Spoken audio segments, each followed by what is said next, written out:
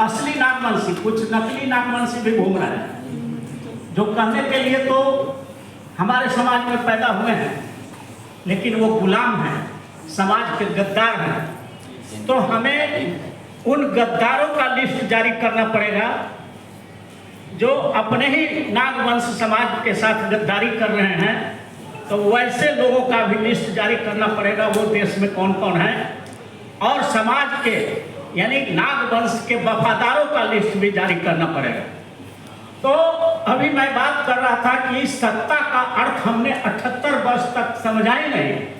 सिर्फ विधायिका को हम लोग सत्ता मानते रहे, और वो विधायिका सत्ता का 1/4 पावर हाउस है। एक्चुअली 4 पावर हाउस होते हैं जिसमें हमारी हिस्सेदारी कभी लड़ाई हुई ही नहीं। हमने कभी सुप्रीम कोर्ट, हाई कोर्ट, जिला न्यायालय में जज की बहाली के लिए रिजर्वेशन या लड़ाई लड़ी ही नहीं।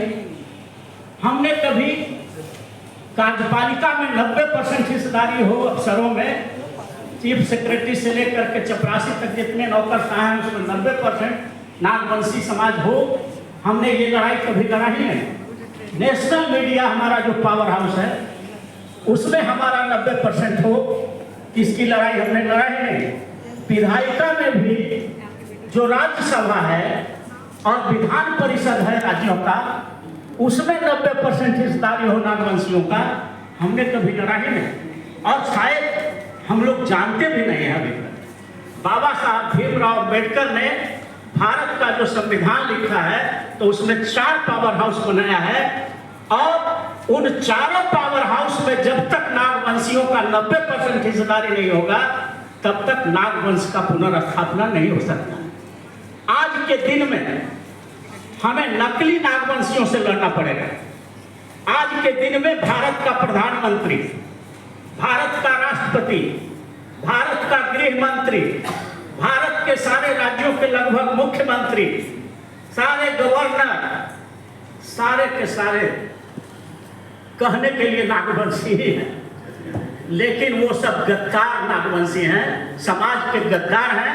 तो जो इस देश में जो ब्राह्मणवादी शक्तियां हैं, आरक्षण विरोधी शक्तियां हैं, वो गद्दारों का फौज पैदा करने में लगा हुआ है।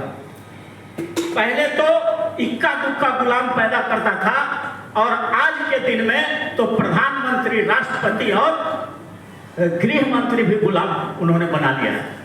तो इसलिए हमें आज की लड़ाई को थोड़ा डाइवर्ट करना पड़ेगा। हमें सत्ता का मतलब सिर्फ विधायिका से नहीं, क्योंकि नेताओं का काम विधायिका से चल जाता है।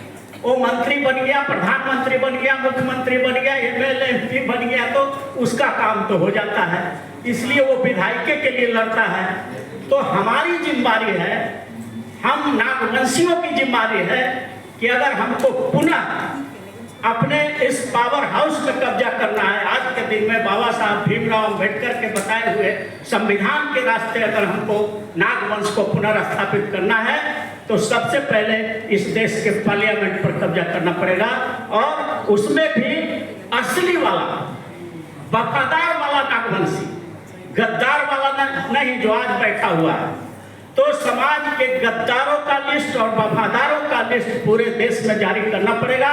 उसके लिए जितना विद्रोह होगा, लेकिन हम इस बात पर अड़े रहेंगे कि हम अपने समाज के गद्दारों को भी उतना ही दंडित करेंगे जितना हम आरक्षण विरोधी और ब्राह्मणवादी को दंडित करेंगे, क्योंकि वो हरा सांप है। जो हमारे समाज का जो गद्दार लोग वहां बैठा हुआ है वो हरा सांप है, खाने में पता नहीं चलता है, लेकिन डसता है तो उसका विष फिर चारों तरफ फैल जाता है। इसलिए हम आपसे यही आग्रह करना चाहेंगे कि नागवंश के पुनर्स्थापना के लिए एक बड़ा आंदोलन की जरूरत है।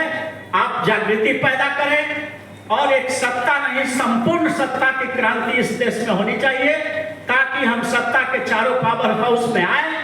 तो आज जो नागवंश के राजा महाराजाओं को जो दबा दिया गया है इतिहास को, एक कलम से पार्लियामेंट से कानून बनेगा कि जितने भी नागवंश के महापुरुष हैं उन सभी का पूरे भारत के सभी शहरों के चौक चौराहों पर बड़ा बड़ा मूर्ति लगेगा और उनके इतिहास को वहां पर लिखा जाएगा।